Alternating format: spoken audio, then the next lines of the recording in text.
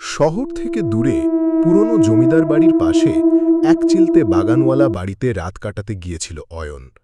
বাড়ির মালিক তার বন্ধু, কিন্তু সে আজ রাতে শহরে ফেরেনি। অয়ন একাই আছে। রাত তখন প্রায় 2টো।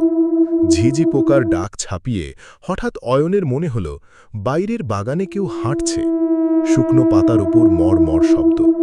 সে জানলা দিয়ে উঁকি দিল, কিন্তু ঘন কুয়াশায় কিছুই দেখা গেল না। হঠাৎ করেই শোবার ঘরের দরজায় টোকা পড়ল। ঠক ঠক ঠক। অয়ন ভাবল হয়তো বন্ধুটা ফিরে এসেছে। সে দরজার দিকে এগিয়ে গিয়ে ফিসফিস করে ডাকল, কে, শাগনিক? ওপাশ থেকে পরিচিত গলায় জবাব এলো, হ্যাঁ রে, দরজাটা খোল, খুব ঠান্ডা লাগছে বাইরে।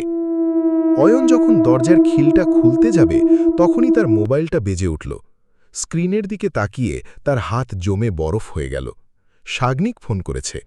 ফোনটা ধরতেই ওপাশ থেকে শাগনিকের ব্যস্ত গলা শোনা গেল, অয়ন, আমি আজ ফিরতে পারছি না, গাড়িটা মাঝপথে নষ্ট হয়ে গেছে, তুই সাবধানে থাকিস, আর খবরদার কেউ ডাকলে দরজা খুলবি না, ওই বাড়িতে আগে কিছু অঘটন ঘটেছিল।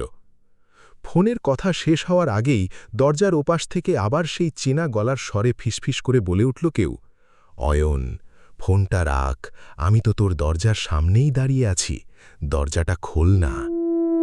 অয়ন দেখল দরজার নিচের ফাঁক দিয়ে একটা কুচকুচে কালো ধোঁয়ার মতো ছায়া ঘরের ভেতর ঢোকে আসছে, অথচ দরজার ওপাশে মানুষের কোনো ছায়া নেই।